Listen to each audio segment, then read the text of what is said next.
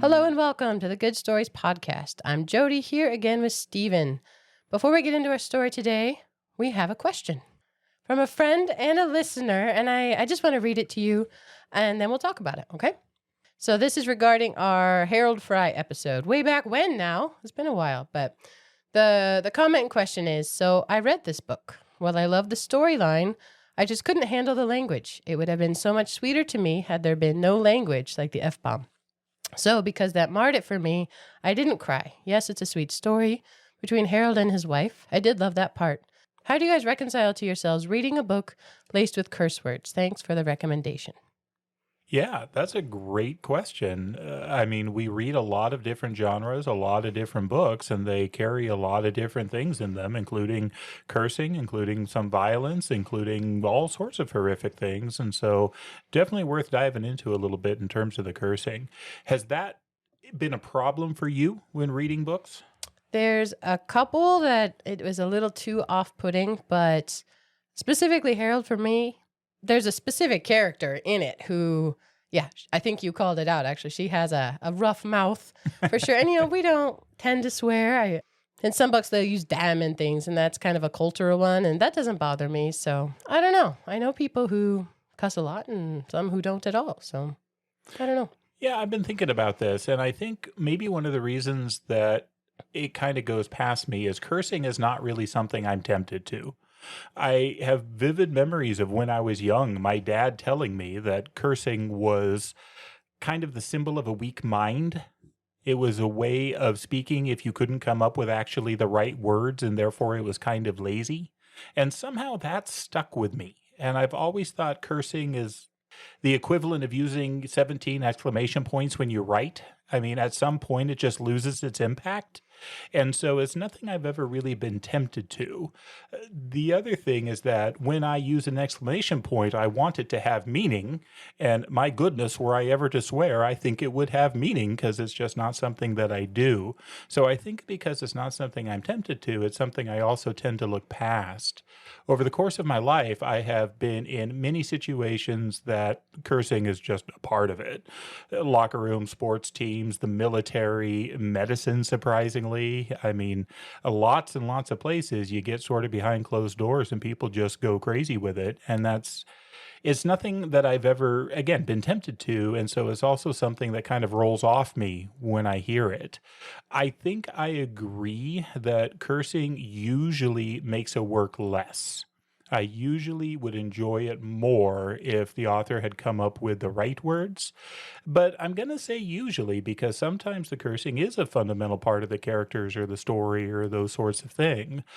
Not always, and I have certainly put down books because the language was not something I'm comfortable with, but I think I generally approach it in the same vein as I approach other things I disapprove of.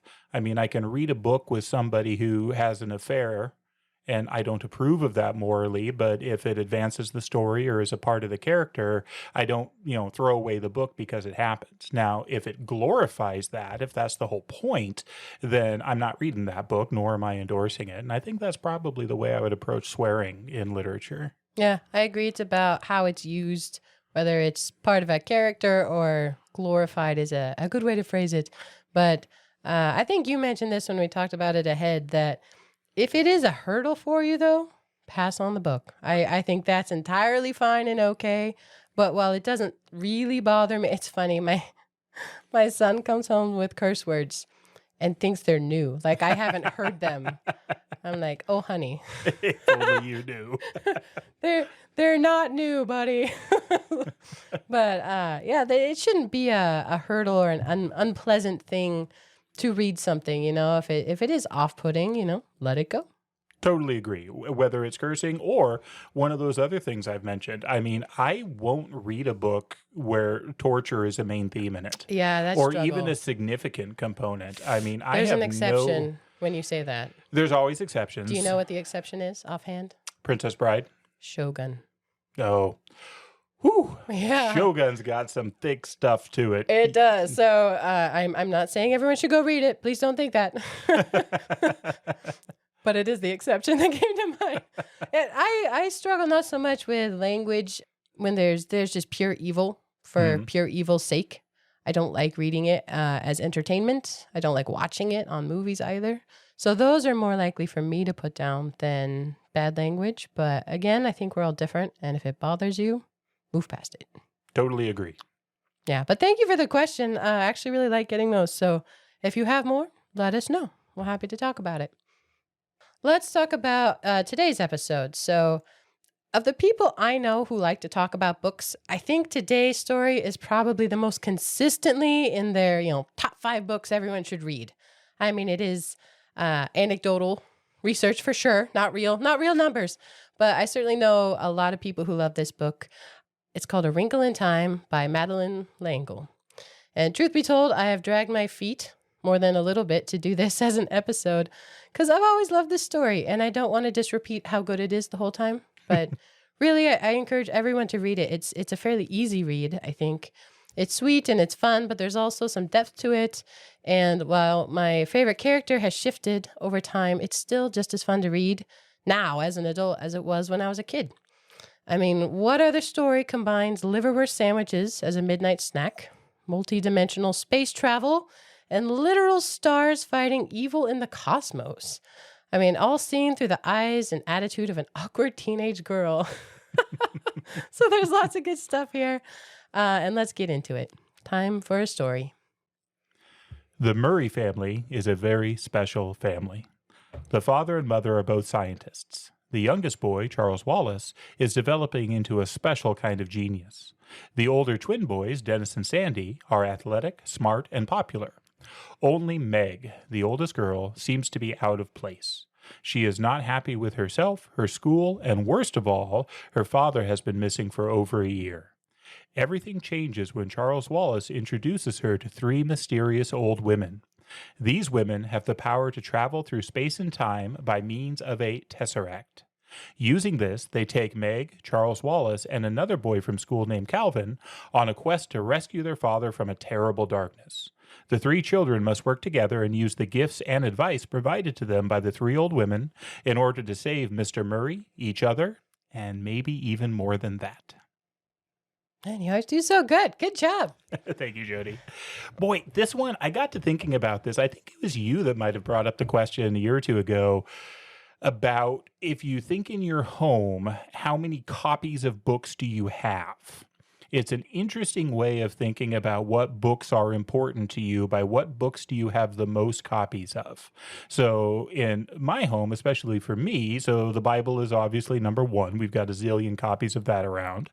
Number 2 is clearly Lord of the Rings. And then for me, it goes through a progression of a number of other books. Mere Christianity. Actually, I've got a lot of copies of Thomas Aquinas. I have multiple copies of The Wheel of Time Cycle. I mean, these things that you would expect for a guy like me. For my wife, this is the book after the Bible. She has most copies of the Bible, and then this is the one that she has the most copies of and has loved dearly. And so, yeah, I'm a little intimidated by this too, because I want to do it justice. I know. I want to do a good job. And like a lot of other stories, there's a lot of conversation in it. I do think we tend toward that. Books with conversation, that conversation is done well. I have only noticed that just right now going through this because they talk a lot in this. Oh my goodness. Very true. This book also has the same flavor of a lot of the other books I write. I mean, that I read.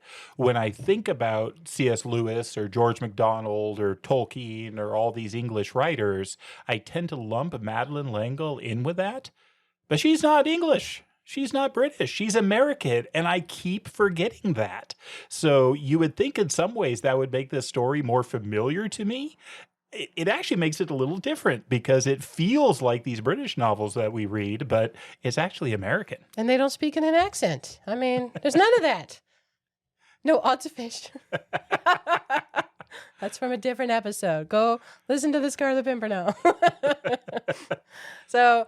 the thing I learned in prepping for this that I just never put together, because I have read this, 20 times over the course of my life to date. It came out in 1962. So all this stuff with interdimensional travel and the galaxies and even the physics and stuff in it, because nobody had even been to the moon yet. Yeah. You know, these were new ideas that she was putting out there. And I learned that it was rejected by publishers a lot. Like over 20 times, I think. It was just considered too complicated because there is, math and science in it. But it turns out that's great. I mean, it's really interesting and it's not heavy-handed in that way. I actually really liked it. They reference Euclid by name. So, father of geometry. It's wonderful. That's a great point. Here's my other fun trivia about it. It's, I think, the first sci-fi or fantasy book to win the Newbery Medal. Pretty shortly, it was published in 62, and the Newbery was like the year later, right? 1963? Yeah. So first one, out of the gate. I think that's really cool. It's frequently referenced, especially because one of the main characters, the main character, is a teenage girl, and she is asked to do hard, scary things. So she's often used as part of, or referenced as part of STEM research things. There's different things named for Meg Murry, which is fun because she's brainy and awkward and gets in trouble at school. And I don't know, everyone can identify with some facet of Meg. She's very likable in that way.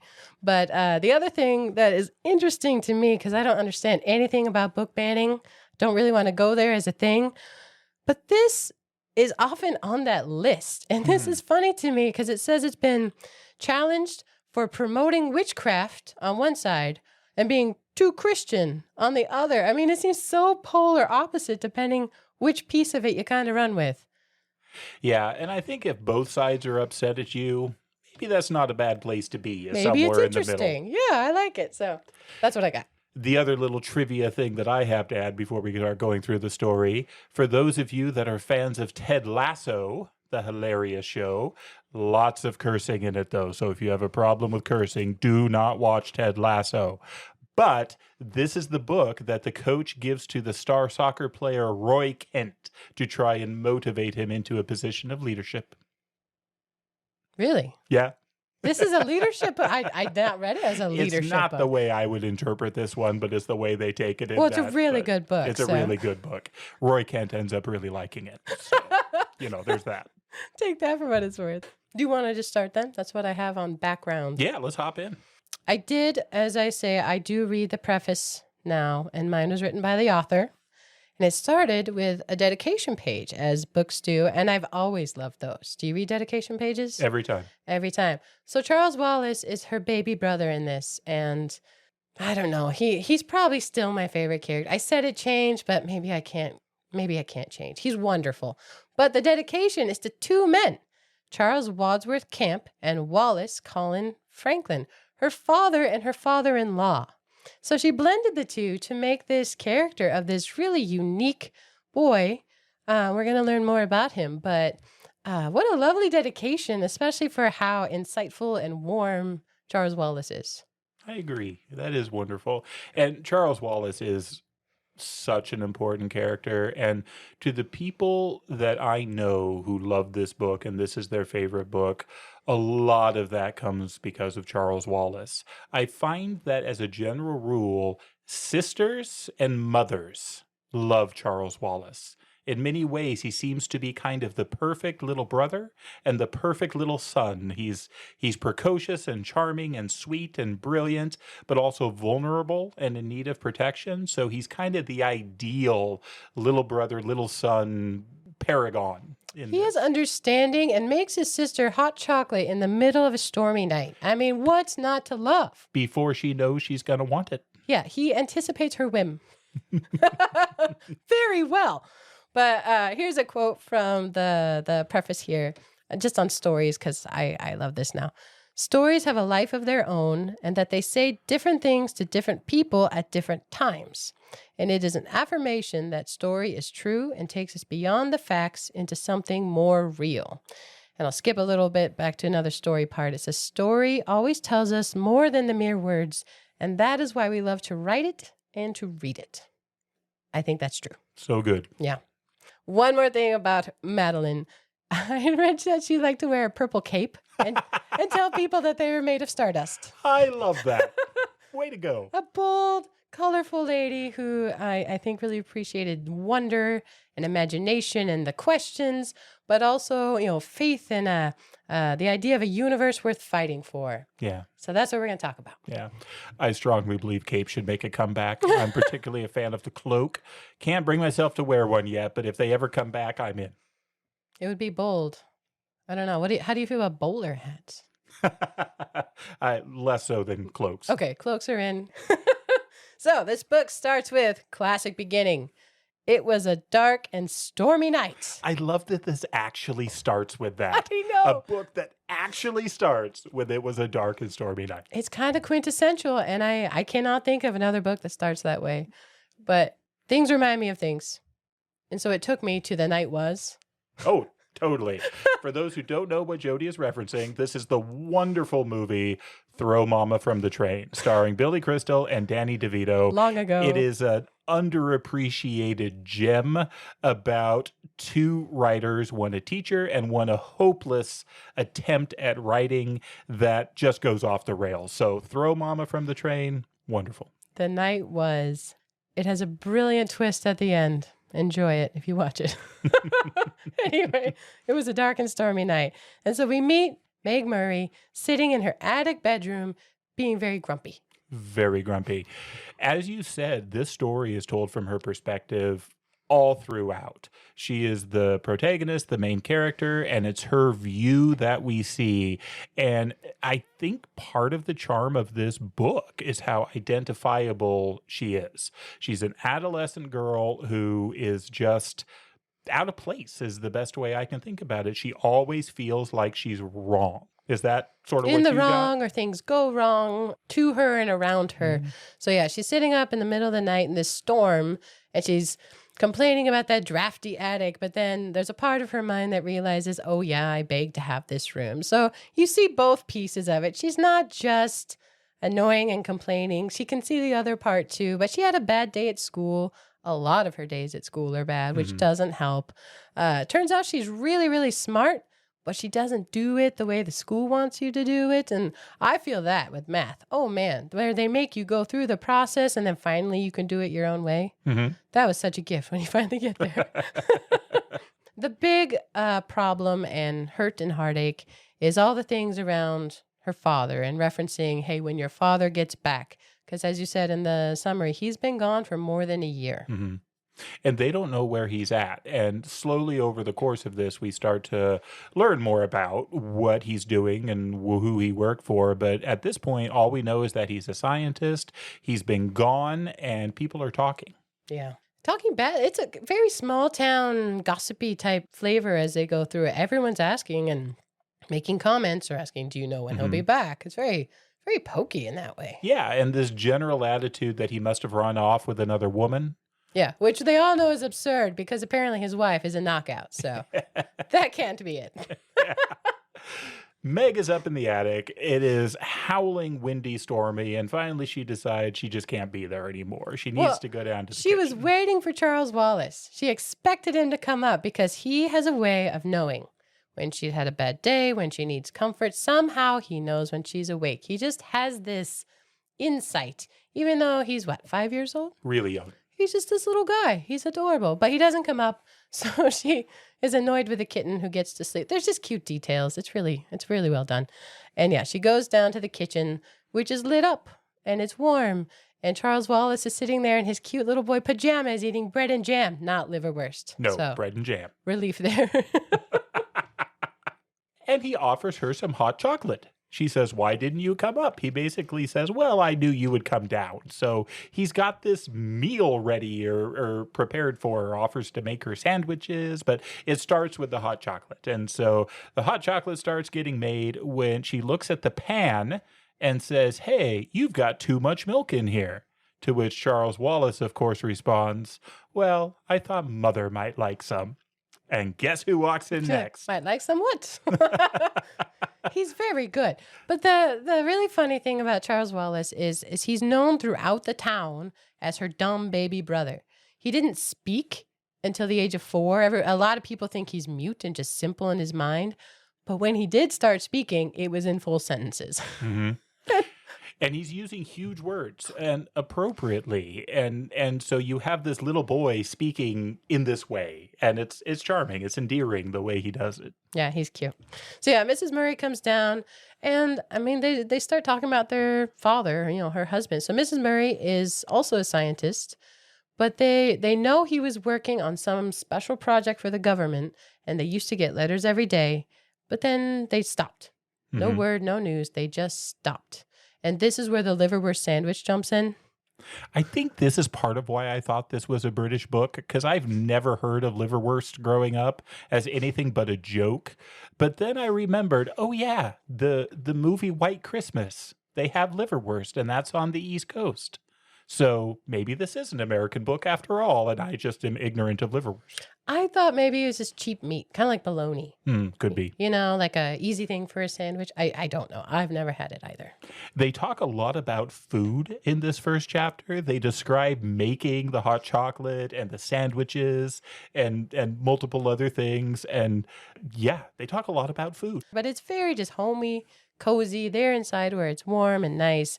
But Mrs. Murray, as a good mom, she's asking Meg, how'd school go today? And, not good. And I think at least 3 times somebody tells Meg, like, hey, I just don't know if you're ever going to find a happy medium. Right. She's an extreme person. But they use that phrase, I just think you need to find a happy medium. No, not going to find a happy medium. There's some stuff that's going on around the town we learn about here in this first chapter. We learn that there's a tramp that's going about. And we also learn that Charles Wallace has been up to some things that maybe his mother wouldn't approve of. Charles Wallace has made friends with women in a haunted house. I mean, that's really the way it is portrayed, right? Is that there's this house everyone knows is haunted. No one lives there. Oh, wait, 3 people do live there now, and I made friends with them. And his mother says, well, you're not allowed to leave the property. And he says, yeah, that's why I didn't tell you. I knew you'd be upset. I know. She's like, oh, you. Incorrigible. I think the names in this book are very fun. So they're the Murray family. And I think it's a nod to William Murray, who's a philosopher. And then their dog's name is Fortinbras. Yes. Which is from? Hamlet. Hamlet. Although I'm like, Fortinbras. What did he do again? For those curious, Fortinbras is the king and then prince of Norway. So I actually reread this over the weekend because I was interested in it. So Fortinbras is the mighty arm, and their dog is Fortinbras. But what he serves as in Hamlet is a foil to the main character. Whereas Hamlet is kind of wishy-washy and sort of all over the place, Fortinbras is a picture of strength and determination and resolute action. So Hamlet actually meets Fortinbras as he's passing through Denmark to go reconquer a silly little piece of land that's not really important. But he's not wishy-washy about it. This was what his uncle told him to do. He's going to go do it. And it's this that actually motivates Hamlet to take action in the later acts. So Fortinbras is a character of determination and strength, and we see that in this dog. A little bit of a catalyst. So I think a big part of this chapter is really to just show how protected Meg is at home, specifically Meg, where it's so comfortable and they have the dog and she knows that, Fort would let them know if anything was wrong. Ooh, but then he starts growling at the door. Yeah. Like something is wrong. And not the front door, not the door people come through, is the door to Mrs. Murray's lab. Which is like their main door they use, like the family entry door. But Mrs. Murray is not afraid. And she goes out into the dark. And so Meg and Charles Wallace are sitting there a little nervous. And eventually she comes back with this maybe old woman. She's covered in different clothes and they're going every which way and they're not quite sure. All these multicolored scarves, huge boots that are squeaking. And Charles Wallace knows her. This is, you said the names are great. This is one of the first great names. This is Mrs. Whatsit. And she's been out in the rain, so she's soaked with all these clothes and trappings. And so she's peeling them off and getting their nice warm kitchen all wet. And she seems very comfortable there. And just larger than life. Just a boisterous, happy personality. Meg has no idea what's going on. Charles Wallace, though, knows her and offers her some food. And she responds, I love this, I am passionately fond of Russian caviar. It's very bold. He's like, you peaked. Yeah. Apparently they have some in the house that they're going to save for the mother's birthday, but Mrs. Whatsit is not allowed to have it. So instead, she is offered a tuna sandwich, which Meg gets up and starts preparing for her. And Meg does a really good job with it. Again, they describe this in depth. They talk a lot about food. Meg is going to make her just the boring tuna, but then she says, no, that's not right, and starts cutting up pickles and doing other things to put into it. She's crabby in her head, like, I don't know why I'm doing it. Like, it conveys a lot about her personality, and they're cute. So this whole time, this woman is soaked to the bone and has these big boots. And Mrs. Murry helps her clomp her boots off, and they both end up on their backside. And she's lying. This old woman is lying there in this kitchen, dripping all over the place. And Charles is like, please get up. I don't like to see you like that. I love this scene because she's also still got the sandwich in her hand. So she's lying on her back with one boot off, taking bites of the sandwich while she's lying on her back. And maybe my favorite line of the book. Mrs. Murry got to her feet. Are you all right, Mrs. Whatsit? If you have some liniment, I'll put it on my dignity, Mrs. Whatsit said, still supine. I think it's sprained. A little oil of cloves mixed well with garlic is rather good. And she took a large bite of sandwich. Again, she's very comfortable. I'll put it on my dignity. Sprained dignity. So they have a chat, and eventually she's ready to go out into the dark again. It seemed really random how she came in and out again. She's finally dry. Her boots are dry. She's squishing her toes back into them. She's putting on all her trappings. She tells Mrs. Murry, wild nights are my glory. She's heading out into the wind. But as she's putting all her things back on, because apparently she has quite a collection, she tells Mrs. Murry, oh, by the way, there is such a thing as a tesseract. What? Mrs. Murry goes white. Mrs. Murry is not easily rattled. I mean, we've learned that she's brilliant, she's beautiful, she's smart, she's brave, she's humble, willing to take the boots. I mean, she's a pretty incredible character so far, but this takes her aback, that Mrs. Whatsit even knows what a tesseract is. We don't know what a tesseract is yet, but obviously Mrs. Murry does. Yeah, and the kids are worried because they don't see their mom surprised very often. But Mrs. Whatsit is off into the night. She's so great. It's abrupt. One other thing in this first chapter, we learn that there have been some sheets from a neighbor that have been stolen. These white sheets that were out hanging on the yard have been stolen. And Charles Wallace knows that Mrs. Whatsit stole them. And he scolds her. Charles Wallace tells her, you can't do that. You shouldn't steal. And we know that Mrs. Whatsit stole the sheets. We don't know why, but we know she's like, I used them. They're all gone. Okay. It's a very odd interaction. So next morning, Meg wakes up and thinks, well, that must have been a dream. It was so weird. But it was not a dream because Charles Wallace has not yet woken up, and her mother points out, yeah, we had a late night, don't you remember? And Meg is a little surprised. Oh, I guess that did happen. Right, yeah, okay. But she asked her mom, what's a tesseract? Clearly this upsets you. And her mom doesn't really answer. She tells her it's a concept that her and her dad had been working on. It's this idea. But how did Mrs. Whatsit know? Anything about it. But then Meg is off to school. She has a rough day because that's what she does. People make fun of Charles Wallace a lot. He's not even at school yet. What are they doing making fun of him? But she is a straightforward person and tackles them. With vigor. Bodily tackling. So she often goes to see Mr. Jenkins as the principal. And he's very snoopy about her dad. Yeah, he really is. I mean, not nice. Not a nice guy. No, but he gestures. He's like, please do something about this, like your attitude. But it's like on How to Train Your Dragon. You just gestured to all of me. Yeah. And Meg just is sullen and stares at the floor, and she's crabby. And fair enough, it's a hard time for her. Mm-hmm. Mm-hmm. But after school, Charles Wallace meets her and takes her hand. She kind of asks him how he does what he does. Like, how is it you can read me? He's like, I don't know. I just do it. I just know. And Meg asks him, if he can do that with their brothers too, Sandy and Dennis. He's like, I suppose I could, but they don't need me. Yeah, and it takes more work. He can try hard to and can get in, but not in the same way he can read Meg, and not in the same way he can read his mother. Yeah, so they're off on a walk with the dog, with Fort, getting him some exercise. But they're headed toward the haunted house because he tells Meg, hey, I want to go see Mrs. Whatsit and her friends. So apparently, like, there are more than just her there. Mrs. Whatsit has 2 friends, and they're all 3 living there at this place called the haunted house. They're a little witchy. They are. On their way there, though, isn't that where they meet Calvin? They happen across a red-haired youth. He's a high schooler, and Charles, he asks Meg, tell me about him. What do you know about this guy? Give me the lowdown. He's a popular kid. Yeah. He is again smart, athletic. He's very tall on the basketball team. Everyone likes him. He kind of communicates well with everybody. This is the in crowd. He's also a little bit older than Meg. He's a couple years ahead of her in school. So an older, very popular boy that she doesn't really know real well, but certainly knows of him.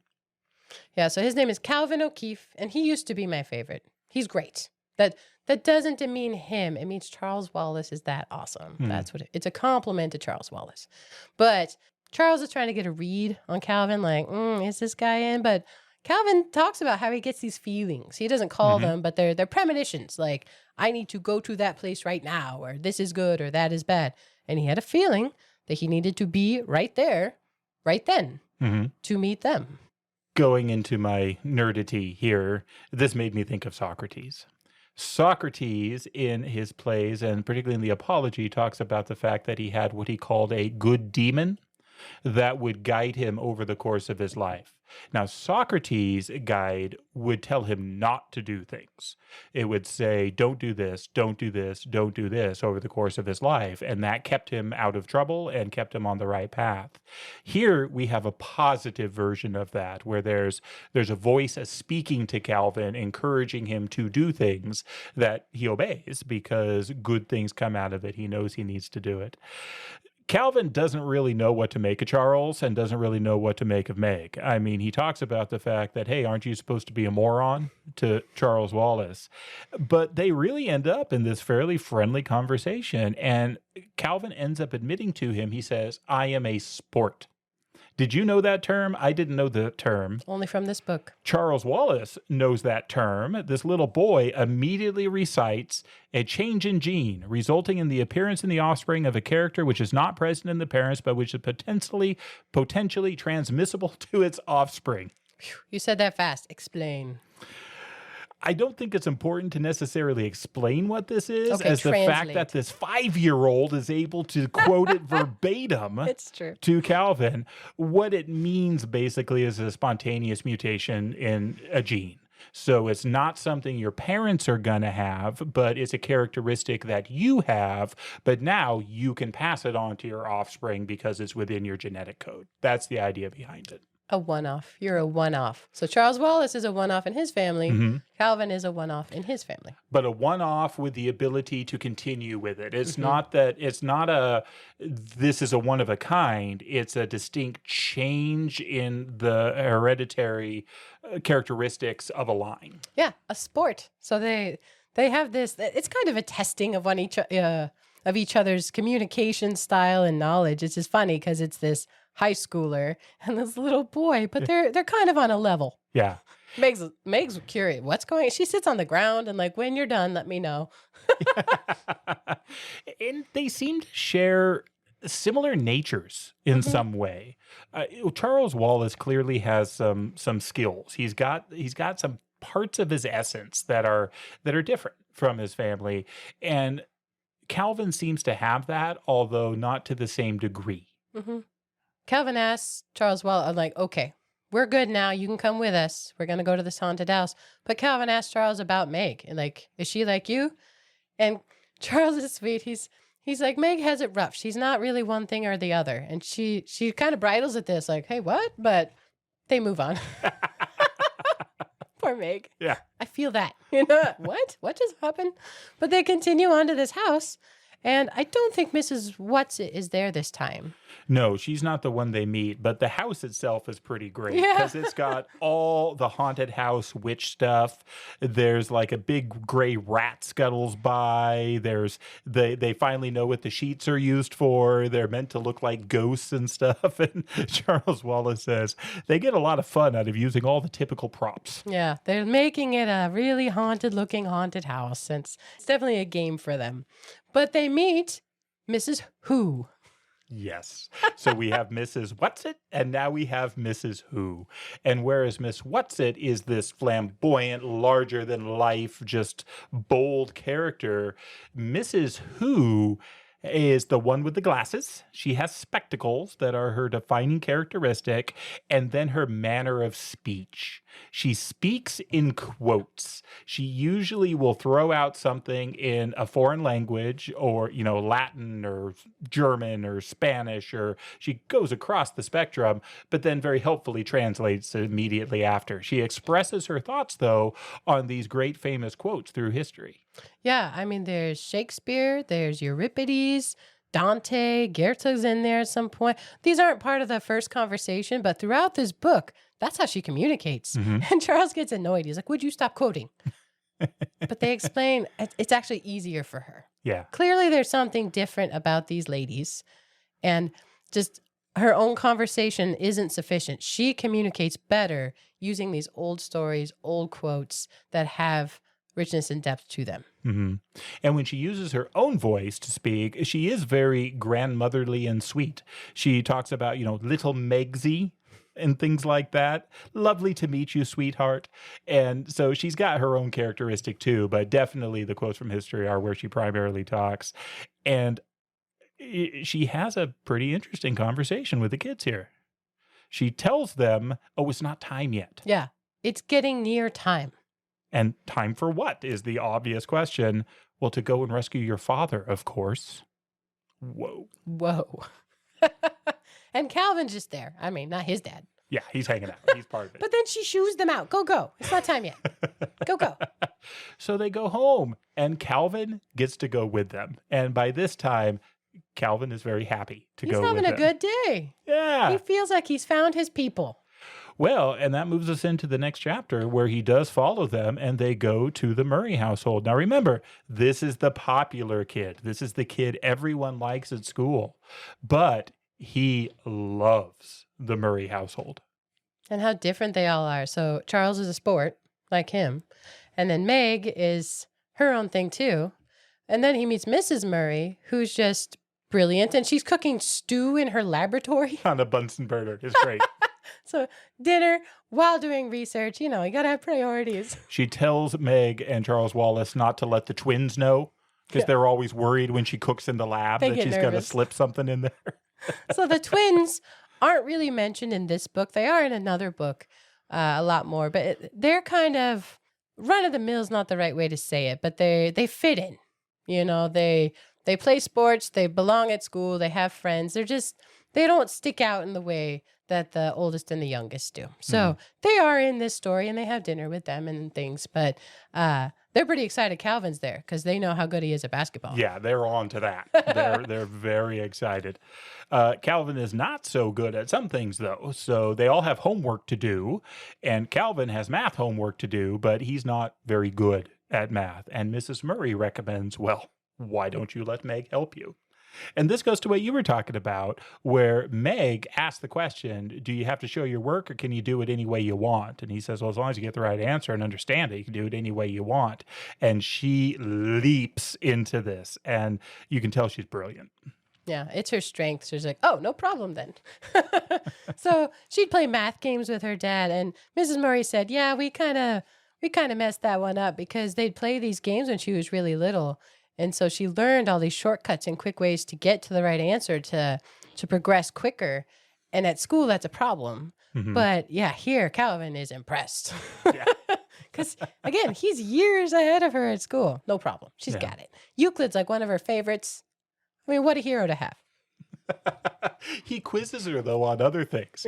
He quizzes her on some English stuff, and my favorite one is he asks, who wrote Boswell's Life of Johnson? She's like, I don't know English. Boswell's Life of Johnson. it's Boswell. She did not get that. But Einstein's equation, she got that. Oh, no problem. Yeah, and so Calvin is loving this because there's warmth, there's family, there's a home here. And you learn he doesn't get that. He calls home to tell his mom that he's going to be late. She doesn't even pick up the phone, and he's pretty clear that she probably would forget that he was gone anyway. He's one of a bunch of kids, and his mom has clearly checked out, and so he loves his mom. He's very clear about that, but he wonders if she loves him and if his siblings love him. And so you see this popular boy with this very, very hard home situation. And then here we have in the Murray family this wonderful home situation, but with these kids that are having a hard time at school. Well, especially Meg. So after dinner, Meg and Calvin go for a walk, and it's an autumn night, and the moon. The details are funny, where the moonlight flashes on her braces because she's got braces and glasses. What's another word for quintessential? Classic teenage girl. Just awkward phase. She's the quintessence She is of awkward teenage girl. Exactly. I have written in my notes here, flirting commences. Oh yes, but it's so well done. It's how an awkward teen would flirt. So it's sweet. And honestly, they're also talking about her dad, which is sensitive, and she gets upset and pulls away from him. He's like, "Hey, calm down. I'm just asking." But we learn a little bit more about what Meg knows or not, because she didn't want to tell Mr. Jenkins anything, and the principal. But Calvin's asking earnestly, "Have you heard from him?" And she says her mom still writes a letter every night, and her fear is that the people he was working for don't know where he is. Because they've tried to get answers, there is no answer. She says her mom is driven down to Washington to try and get answers. Yeah, they just don't know. So they're having this moment in the garden, and Charles Wallace pops in. He's like, "All right, break it up. I wasn't spying." See, he's a good little brother. Wasn't spying, but it's time to go. Go where? What? And Charles Wallace is not alone, because Mrs. Whatsit is with him and Mrs. Who is with him, and they're bickering. They're bickering about age. Just because you're a few billion years older than me. Billion years. Again, there's something weird about these women. And then we get another voice. And I don't even know how to read this one. It's, "All right, girls, this is no time for bickering," but it's written with multiple letters, ALLRRIGHTT, as if it's this booming echo chamber voice that's not quite real. And we learn that there is a third strange individual with Mrs. Whatsit and Mrs. Who. This is Mrs. Which. Spelled like the question, like which one or which way. The voice to me, because that's how she speaks throughout, is multiple letters. It's drawn out. It's big. But she says things like, "We are here," in this big way. Do you remember Charlotte's Web? Yes. There's a goose. Yes. Who spells terrific? Yeah. T-double-E-double-R-double-I. That is Double F, how double I, double C. That is kind of how I hear it. She's kind of like the goose. I have an audiobook recording of this that is actually read by Madeleine L'Engle. Oh, how does she do it? They do some special effects, and it goes into this big booming echo chamber type voice. So she just reads it normally, but with this like reverb in the background. Side note, it's pretty cool that you can hear this written by the author. So it's available on Audible. It's fun. Yeah, for me, it's that reverb and kind of like a megaphone. So she says, "We are here," and it's time to go. And there's no warning, and they don't know where, but suddenly they are yanked through space and time out of this garden. This travel is challenging for Meg. The others seem to do pretty well with it. Calvin and Charles Wallace we come upon them, and they're already there, and they're talking, wondering where Meg is. Again, this book is done from Meg's point of view. Meg is the last to arrive at wherever it is they're arriving, and this was much harder on her than it was on the other ones. But clearly, they are now somewhere else. Yeah, she's kind of stuck behind this wall. She can't talk through, push through. But she can hear Calvin and Charles Wallace asking questions. "Where's Meg? What just happened?" And then she gets shoved through it. So these women, specifically Mrs. Which, took them on. What is the right preposition here? Through? A tesseract. I'm not sure there is an appropriate preposition for something done in the fifth dimension. They tesseracted. They tesseracted. Tessered. Later, he uses the term tesser as a verb. So, yeah, Calvin says that. Tesser. So I think they tessered. And they do ask, where are we? And they get an answer for what it's worth to them. Here's where they are now at. Uriel, the third planet of the star Malik and the spiral nebula Messier 101. Calvin is skeptical. Are you kidding me? You want me to believe that? Yeah, Right. Yeah, I do. Well, they are not done with fantastic things happening because something is about to happen that makes it possible to believe such things. So what happens next? Basically, the old women have a conversation like, hey, it's time to show them. And Mrs. Whatsit asks a question, should I change then? Yeah, you better. And this woman, dressed in all the clothes possible, suddenly transforms into this beautiful thing. It's described almost like a centaur. And yet Meg says, oh no, really nothing like a centaur. But this beautiful horse body with wings, but the body of a man, but kind of without gender. It's really beautiful. She is beautiful. It is beautiful. Mm-hmm. Clearly, there's even more to them than just being billions of years old. There's from Meg's perspective, thoughts on trying to understand what Mrs. Whatsit is. Because clearly she wasn't just this old woman. Maybe she's not just even this thing. She is even more and beyond that. Yeah, Calvin kneels before her. He drops to his knees because she's this object almost worthy of worship. But Mrs. Whatsit shuts him down, says, no, not me, never to me. Do not direct your worship to me. And they ask her, what should we call you? Because they can't imagine calling this, goddess Mrs. Whatsit. She's like, oh, I'm Mrs. Whatsit. You can't go changing my name every time I metamorph. Yeah, obviously. They're so young. Oh.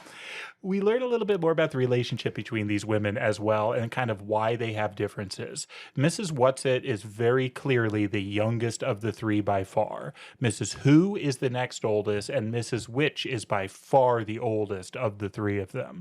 Mrs. Whatsit actually gets to be part of this expedition, if you will, because she's so young.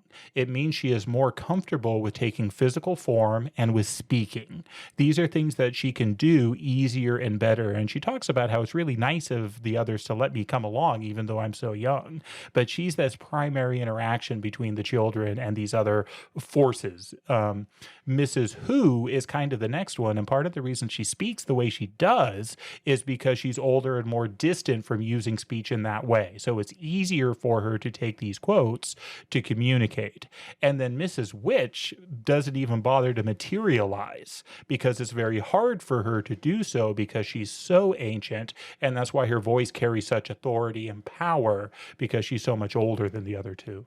I think this is the only planet where she does choose to materialize fully, and she shows up like a witch. Yeah. I mean, she's got kind of the pointy hat on, like a quintessence, like a haunted house witch. But Meg, looking at her, she feels that she can completely trust her, just in the feel of who she is on that planet. And they describe this planet as peaceful and beautiful, and they actually find some other creatures that look like Mrs. Whatsit transformed, and they're singing. Yeah. But it's not in English. And the kids basically ask, what are they saying? And so Mrs. Whatsit, being the youngest, she tries to translate it for them in some semblance of what it's communicating. It really is beautiful. She finds, though, that she can't do it alone. And they ask the kids, like, can you get that? And Charles Wallace thinks he can. He thinks he can capture some of this. And so Mrs. Whatsit and Charles Wallace work together in order to translate this to the best of their ability so that the others can hear it. All right, so these are the words that she comes up with. And she says, sing unto the Lord a new song, and his praise from the end of the earth, ye that go down to the sea, and all that is therein, the isles and the inhabitants thereof. Let the wilderness and the cities thereof lift their voice. Let the inhabitants of the rocks sing. Let them shout from the top of the mountains. Let them give glory unto the Lord. They're praising on this planet. And these beautiful creatures that Calvin kneeled to are singing praises to God. Mm-hmm. It's a big universe, and this is just cool. They come to this planet, though, for a very specific reason. It's important they are here and at this planet. And this is also one of the reasons why Mrs. Whatsit changes the shape that she does, because they need her and her wings to transport the children. There is an enormous mountain, just massive mountain. And so at the base of it, she tells the children, pick a flower. There's these clusters of white flowers that they pick. And she says, okay, hold on to these. We're going to fly up a long way. The air is thinner. You can breathe through these when you need to. So the children are clutching these flowers. They all climb on Mrs. Whatsit's back and they go up and up and up and up. As they get near the top, they have to start smelling on the flowers in order to breathe at all.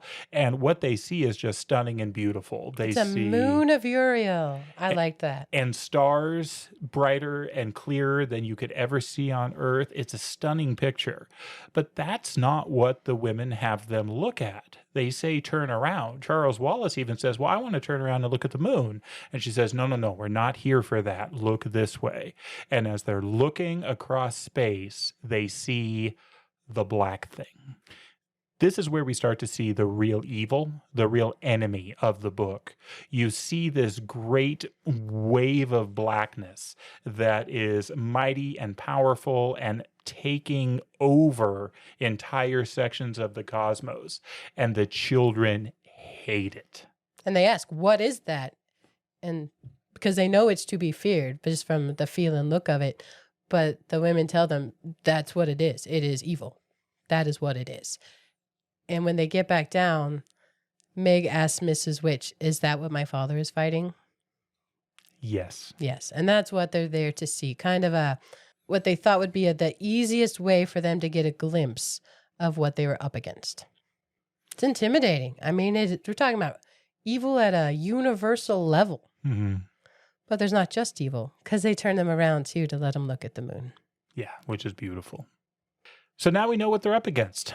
Cosmic evil. Wow. Yeah, and the kids, they're intimidated and, what do we do? But these women mention, hey, there's people fighting all the time. Not just people, across time and across the universe. And they're like, you've probably heard of some of them. Yeah.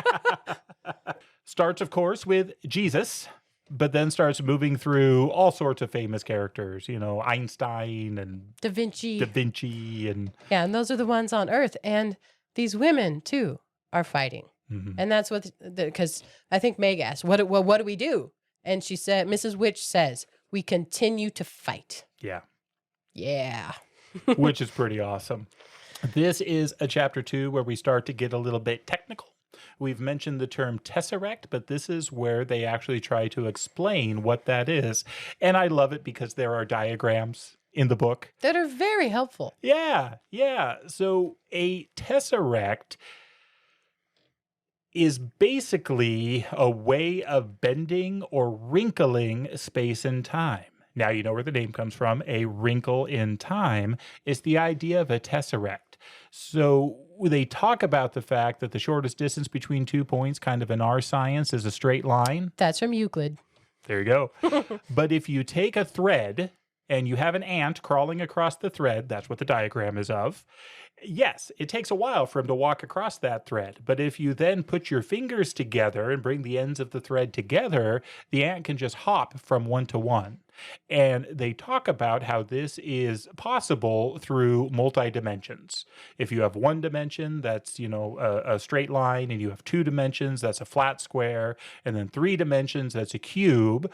4th dimension, they say, well, that's probably time. You square the square. Square the square, and you get the 5th dimension, which is the tesseract. And by moving through this 5th dimension, you can essentially bypass space and time to whatever degree fits your purpose. This is something that Mrs. Whatsit, Mrs. Who, and Mrs. Witch take for granted. There's something they're all very good at. They do regularly. This is just kind of, angelic science is how this works. This is also something that the kid's father has been working on, which is why Mrs. Murry knew about it and why she was so shocked when Mrs. Whatsit brings it up in the kitchen. Yeah. And this hurts Meg's head. But she has a moment, because they do walk her through the different dimensions, 1 dimension, 2 dimension. And she has a moment where she kind of gets it. For a moment, she had a flicker. And yeah, that's what her dad was working on, and how he must have gone somewhere. And that's where they're going to go. So they take the time to explain the tesseract a little bit, the action of tessering. But then they go somewhere new. They go to another planet. And I love this one. Tell us about the next planet. It is great. So the reason they're here is to learn more about the black thing. Okay. But on their way there, Mrs. Witch forgets that they're human. And they have a rough temporary stop on a 2-dimensional planet. And Meg's describing how she needs to breathe, but her lungs can't go anywhere. They're flat. They're 2-dimensional. And the women are like, oh, no, they can't be here. So in a hurry, they get off that one.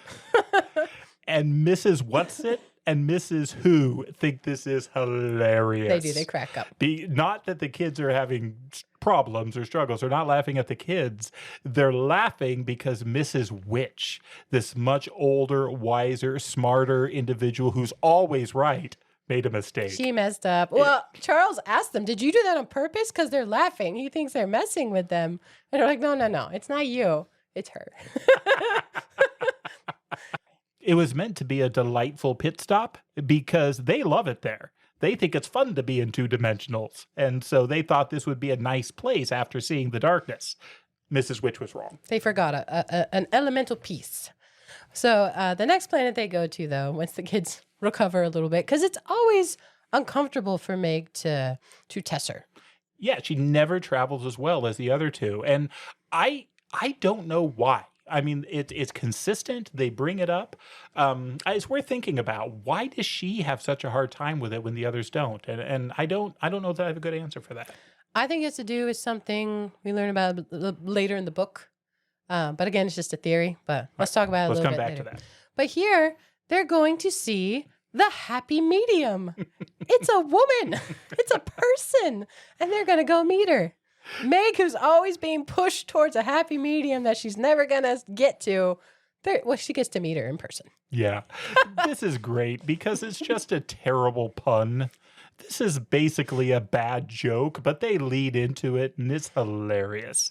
A medium is a connecting point, usually for the spiritual world. This goes back to something we've talked about in last episodes, this idea that for any two bodies, there needs to be a third body in the middle to communicate, to connect them. Well, that's what mediums are between the earthly world and the spiritual world. Mediums classically are staring into a crystal ball or doing things like that in order to communicate.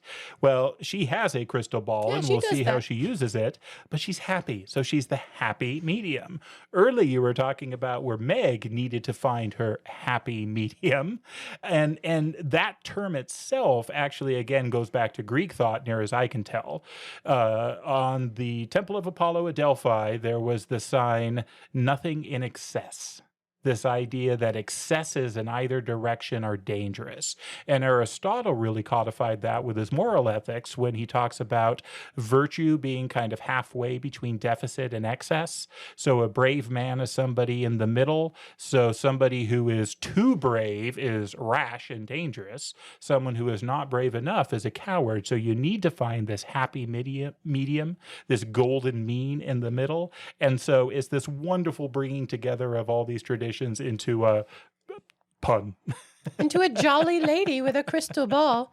And she is happy, but only because she likes to look at happy things. Yeah. She can, and they make her look at dark things too. They ask her to. They kind of bully her. But so anyway, she's in a cave, and the kids ask, why is she in a cave? And tell them it's just easier for her in here. I don't know. She's in a cave. I don't know that it means anything. But when they walk in, she's looking at something happy. And she's just delighted to be looking into this ball. But she's very happy also to see the kids and these women. They're friends, it seems like to me. Mm-hmm. Mrs. Whatsit, Mrs. Who, and Mrs. Witch clearly have a plan in how they're leading the children through this. So they showed them the dark thing first on this beautiful planet with these beautiful creatures in this setting that is very foreign and different. They then lead them to the happy medium because they need to see some other things before they can go save the Mr. Murry. And the happy medium is the tool to doing this by looking into the crystal ball. One of the first thing I think she shows them is the fact that the darkness is not guaranteed to win. When they're on the mountain, they saw the darkness spreading like a plague, and it seemed unstoppable. Yes, the moon was beautiful on the other side, but the darkness seemed to be triumphant. With the happy medium, they get to see the stars themselves fighting back against the darkness. And you see this flash of light as this star explodes and drives back the darkness, and you get a victory. You get the fact that the darkness can be defeated. So this is a happy thing. It's a wonderful thing. It gives courage to the children, but it also makes Mrs. Whatsit cry, because this star has given itself in order to conquer the darkness. And I think it's Mrs. Who turns to Mrs. Whatsit and says, "It really wasn't that long ago for you, was it?"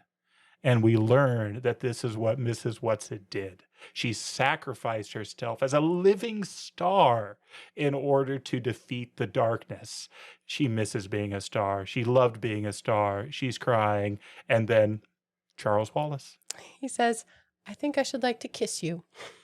And he does. And he does. He's so sweet. But I think all three of them were stars that did that. Yeah. Hers is just the most recent. The most recent. So the she's still star is grieving. fresh. Yeah. But they do ask the happy medium to show the kids their own planet. Show them Earth. And she kind of grumbles and asks, "Do I have to?" And they say, "Yes, please." And so it describes it really beautifully, and she zooms in over the polar ice caps of Earth. You know, they can recognize Earth as it is, and they're like, no, not that part. And so she zooms back a little bit, and it's not all black, but there is a shadow. And Meg, kind of wishful thinking, is like, "Oh, is that the ozone or the atmosphere?" And Mrs. Witch, I think, says, "You know it isn't." Mm-hmm. So some planets have fallen entirely. That's what they show them first. Here they're showing them Earth, and it is on a brink. It's shadowed. It's not completely fallen, but there's an evident shadow of the black thing. Yeah. And they ask, well, why didn't you show us this first? Why did we have to go to that other planet in order to see it? And you see the logic of these creatures. They thought that it would be easier to recognize the shadow if it was in a faraway place, not associated with the Earth. It would be too hard to see it associated with the Earth, especially in that shadowy state where it's not clear.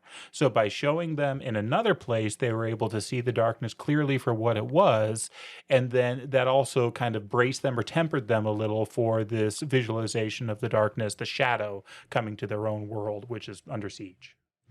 Yeah, and then the happy medium, she doesn't like to show them hard, sad things because this is upsetting. And she basically offers to show them nice things.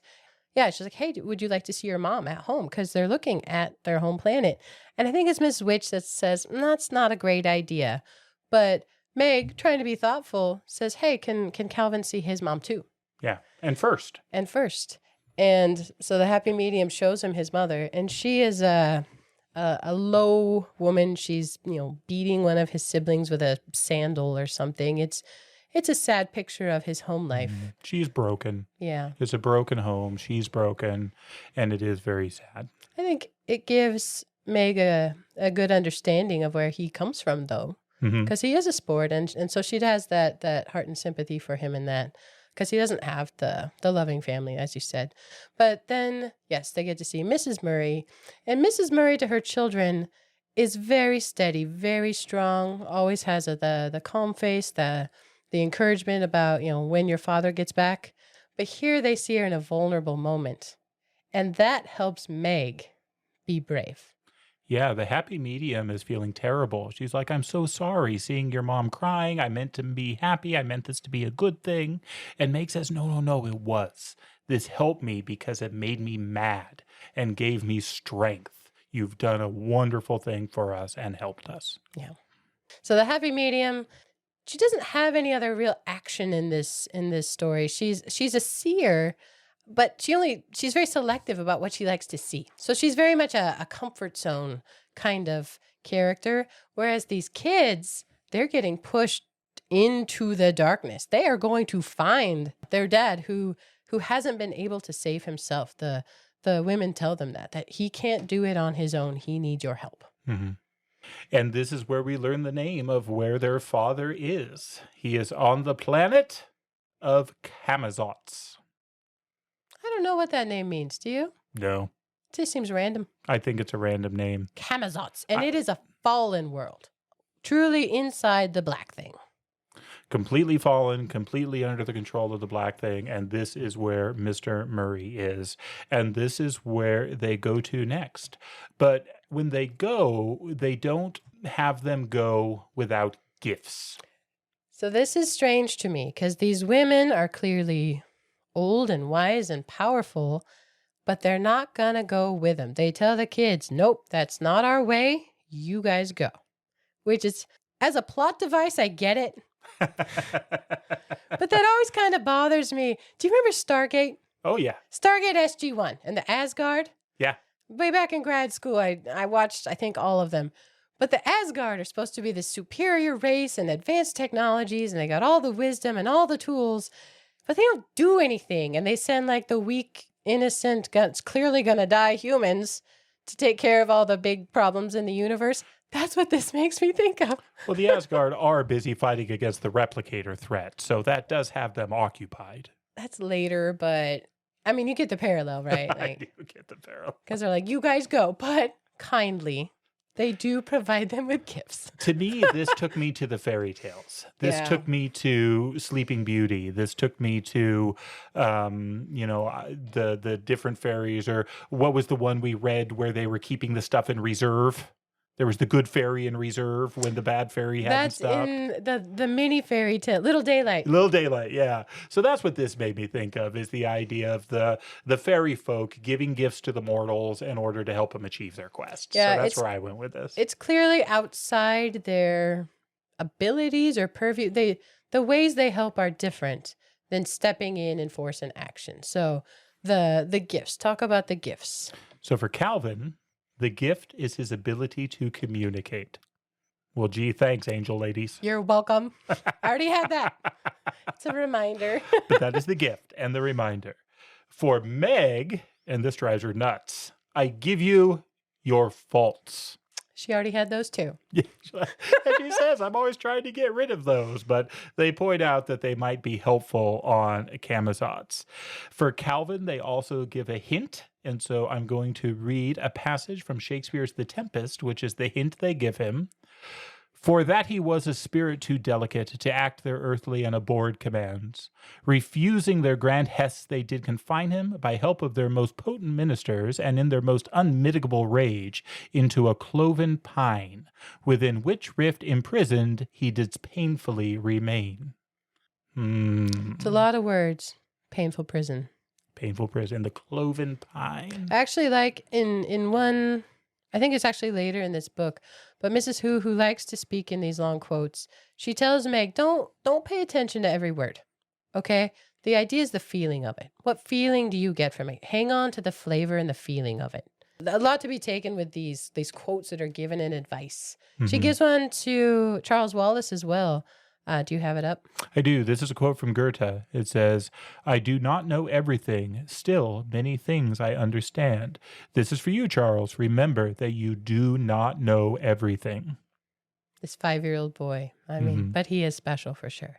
And Meg gets another gift, but prompted to be used only as a last resort. But she's given Mrs. Who's glasses. Mm-hmm. And we should point out, Meg is a glasses wearer, emphatically. She calls her my little blind as bat. Yeah, right.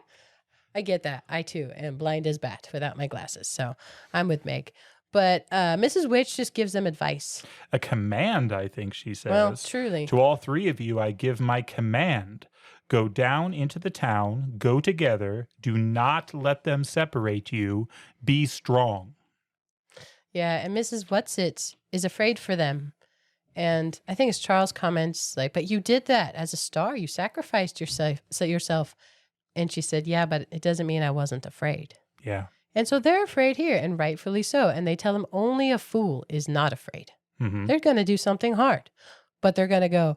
And Meg is great. She says, she knows that her dad is on this planet. Let's go. Yeah. Like over and over. She's like, come on, you guys, let's go. She is totally ready. They're ready to go. And so they go to the town. And this town is creepy. It is, really. It is a picture and model of conformity. It takes the kids a little while to figure this out. Why is this so weird and so strange? Every house is the same. There's the same kids playing in front of every house. They all have the same jump ropes. They all have the same balls. The balls are all bouncing in perfect unison. The jump ropes are all swinging in perfect unison. There is nothing that is not in perfect unison in this town, at least at first. Yeah, and it's picture perfect, and they wonder if they're robots because it is so perfect. Like they could not do that if they wanted to. It is so perfect. All the doors open at the same exact time. A seemingly identical mother comes out onto the stoop at the exact same time. They come in this not just orderly, synchronized fashion, and the kids go into the house. It's spooky. Yeah, you're right. They do wonder if they're robots, but Charles Wallace knows there aren't. By this time, we know Charles is basically an empath. He makes me think of Deanna Troi from Star Trek The Next Generation, or even Charles Xavier from the X-Men, though not with the ability to move stuff. I mean, he can read minds. He's almost like River from Firefly. I mean, he's got skills. And so he's trying to read all these people in the town, and he knows they're not robots, but he also can't get in. They are closed off to him, and it's spooky. Now, we've just talked about all this unison, except for one. Yeah, they find a little boy. And he drops his ball. Well, and he's playing erratically. Yeah, not doing it right. Like a little boy, and he's still outside when nobody else is. And yeah, he drops the ball. His mom comes running out, and she looks spooked. And she grabs him and goes in the house. But his ball is still outside. He dropped it. And so Charles, Meg's in a hurry. Let's go find father. Let's go find him. He pauses and says, let's wait. Let's see what we can find out. Let's learn something first. So all he does is take the little boy's ball back to this house. They knock on the door, no answer. Eventually, he knocks again. The lady cracks the door open, and she thinks she's being accused of something. He's like, "Your little boy dropped his ball." No, we don't have aberrations here. Aberrations, that is a serious word, and it's capitalized. Our last aberration was however many years ago. This little boy is an aberration. That's so uncomfortable to me. And it should be. Yeah. Charles holds out the ball, and the little boy comes and grabs it. Yeah. And the mom freaks and slams the door, and the kids are left standing on the stoop. Yeah, that tells Charles that, that's a real little boy in there because they're of similar age, and he wanted his ball. He grabbed it. So they're people, but they're off. And so they continue down the street. They run into a newspaper boy, and similar, right? Just everything is exactly exact. Every throw is exact. How the paper lands, the angle is identical. I mean, it is uncanny. And he pauses because they're an aberration. What you doing? But it's more accusatory than that. What are you doing here? Until he gets scared and thinks they might be out to catch him, that they might be inspectors. And so he starts rattling off terms from the manual. He starts describing all these stats and stuff. And Charles says, "What are you reading this from? Where's this coming from?" He says, "Well, the manual, of course." Yeah, it is so uniform. It is so centralized. Everything is like everything else. This is where we first learn that this is not only a city on Camazotz, this is the capital city on Camazotz, and this is the home of the central intelligence. Yes, I said it twice. The central intelligence. They really mean it. The first central is all capitals. Central intelligence. But the newspaper boy, he's afraid he's going to get in trouble because they're messing up his timing. And so he's off, and Meg is pushing. Let's go find father. So they keep going down this road, and they start to join a crowd, and nobody cares about them. They are focused. They describe how they walk around corners. It's very robotic. It's like automatons, but they're all funneling into this very large office building that has a title of Central Intelligence. They have some discussions throughout all this about one person might want to go see something and split up, but they end up saying, no, we have to stay together. They're remembering the rules and remembering these things, and then they go into the building. Yeah, Calvin has another feeling though, a premonition that if we go in there, we will be in danger. It is dangerous to go in. Yeah, I don't think you need much of a premonition to get that one. That's I think fair. I would have got that one. Come on, Calvin, you can do better. This is his first intergalactic travel, okay? Fair. I will be more merciful, more gracious. So yeah, Meg, this whole time, Meg wants to hold hands. I mean, she's afraid, rightfully so. But they're holding hands this whole time, and they go into the building, and everybody's got their place. They go. They're in this room. It's just so cold and sterile and automated. But they walk up to this wall. They call it the fourth wall. But they can't get in. It's like this flat wall, but people put things on it and they kind of suck into it. It's very interesting. Mm-hmm. But they see people sitting clearly in some kind of queue, and they ask a question, and people are uncomfortable with questions here. It is not what they are there for. Yeah, you should know. How can you not know? Yeah. This is what we all do. Didn't you read the manual? They don't even ask that. Obviously, you would not be here if you had not read the manual. Yeah. And the people in there have unusual jobs. So one guy is in there. He says, I run a #1 spelling machine on the 2nd grade level. But what are you doing here now? Charles Wallace asked.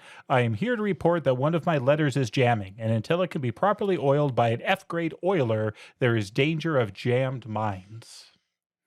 This is bureaucracy taken to psychotic levels. I like Charles Wallace's response, though. Because he said jammed minds. He's like, strawberry or raspberry jam. Charles Wallace is getting kind of snippy during this. He's scared. He's so scared. He is, but he's talking a lot, and he's pretty sarcastic, and he's really pushing in ways that are kind of concerning.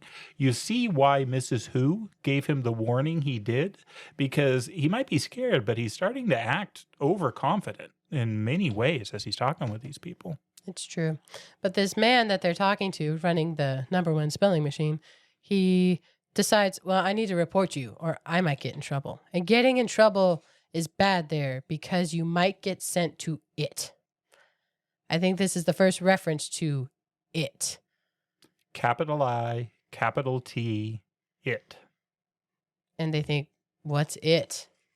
But he pulls out the correct form because clearly there's one of those, and he puts it up onto that wall, and it pulls in, and they too are pulled in to this new room. Like, there's this process with everything. It's this crazy, well-oiled machine. It's really unnerving, actually. But they end up in this room, and they just keep walking forward because where else are they going to go? And someone starts speaking to their mind, which is crazy. Mm-hmm. But very telepathy. There's a rhythm to it. And they meet a man with red eyes. Yeah, that's spooky. Mm-hmm. Red eyes. And he's talking to them in this very calm but authoritative, paternal way. He's talking about the unity of Camazots and how they need to give in to him and how they'll want to give in to him and let him take over making all their decisions and all their choices. Yeah, he says, given it's so easy. Here's the quote. It says, you see, what you will soon realize is that there is no need to fight me. Not only is there no need, but you will not have the slightest desire to do so. For why should you wish to fight someone who is here only to save you pain and trouble?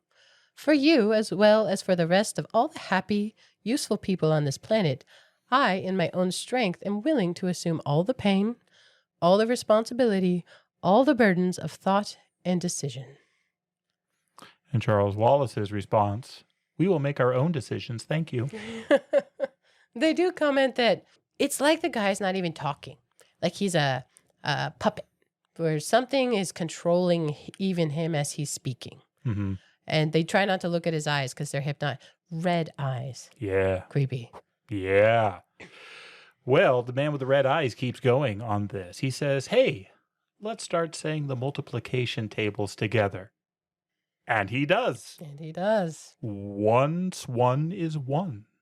Once 2 is 2. Once 3 is 3. And so on. Very hypnotic, very rhythmic.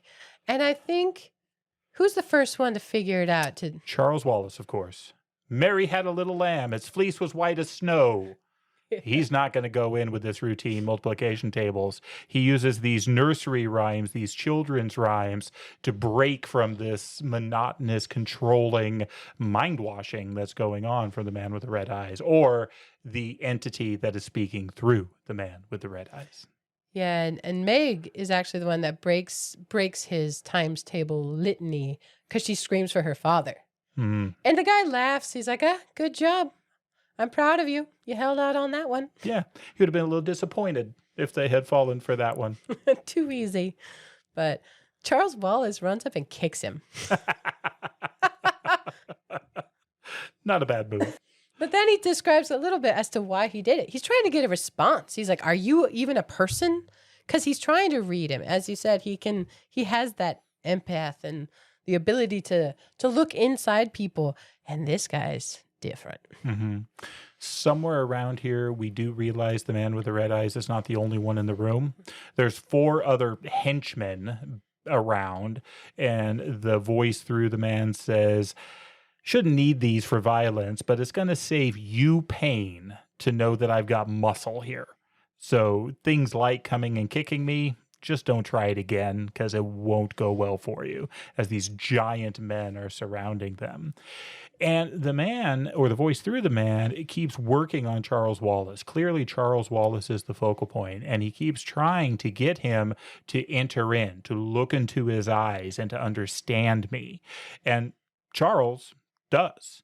And it talks about the blue eyes of Charles Wallace starting to swirl as he becomes absorbed into this entity.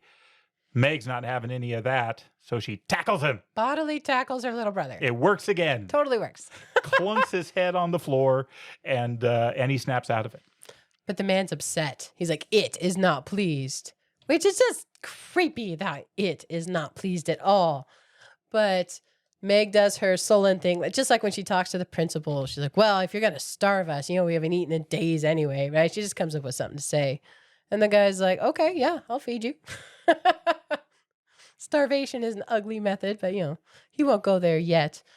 But it's interesting. Again, they're talking about the food. So at home, they had all kinds of different things, right? And they made them for each other. It was this care thing. Here, the food is really interesting. It looks very beautiful. He describes that it'll be the best turkey dinner you've ever had. And it comes in on these trays, and it smells wonderful, looks wonderful to Meg and Calvin. For them, it is the best turkey dinner they ever had. It's delicious. It's fantastic. Charles Wallace, not so much.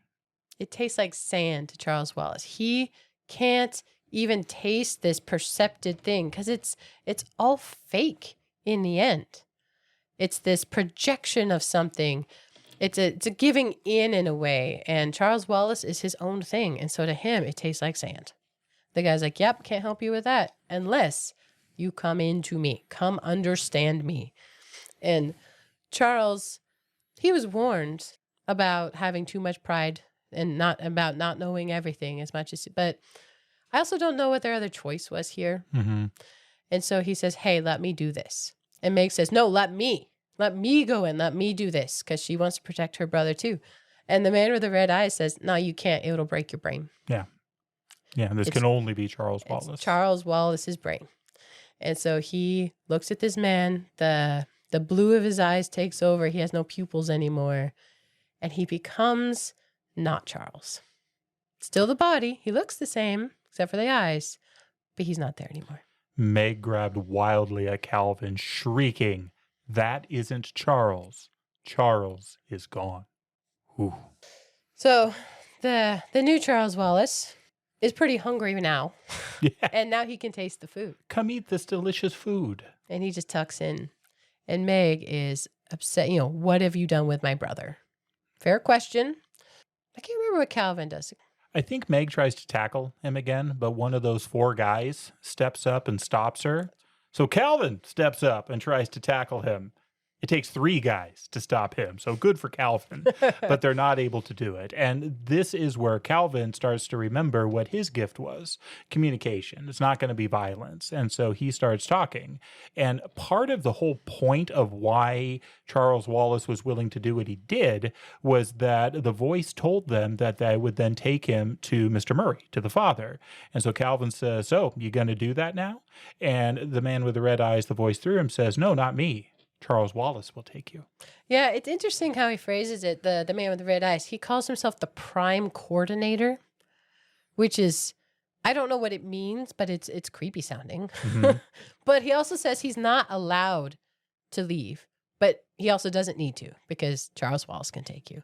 Now, I don't know how to call him. It's not right to call him Charles Wallace. It's little puppet mastered, sucked into the void Charles Mhm. Wallace, and it's tragic. But he is leading them through this building, and they actually go out the main doors.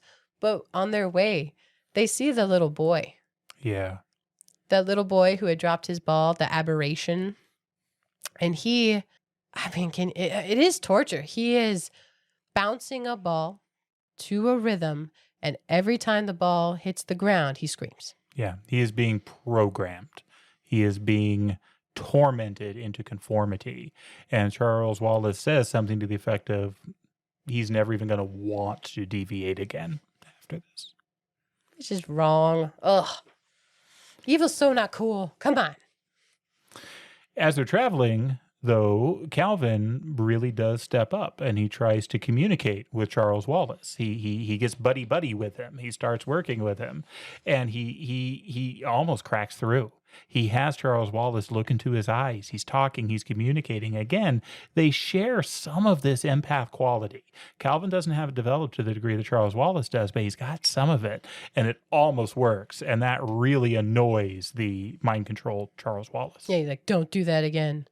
The other thing is this Charles Wallace starts parroting the manual and doing the same puppet talk as the other people have done. And he just knows it. And he's trying to tell Meg how happy he is, how happy everyone there is because they are the same. He's like, think how unhappy you are being different, right? At school, she's unhappy every day. Mhm. Every day at school is bad. But she says, maybe I don't like being different, but I don't want to be just like everybody else either. Yeah. So Charles Wallace takes them through this almost an elevator. It's really interesting how it's described, where he now can rearrange atoms in the walls and things, and the elevator is mechanized by rearranging the atoms when he puts his hand on it. Mhm. Yeah, it looks to them like they're just passing through walls, like he's totally shifting it all around. But to him, this is just kind of basic science. This is how I do it. I'm just rearranging it. And he keeps taking them along.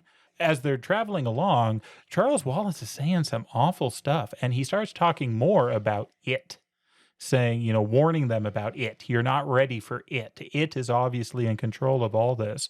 He says he sometimes refers to himself as the happiest, saddest.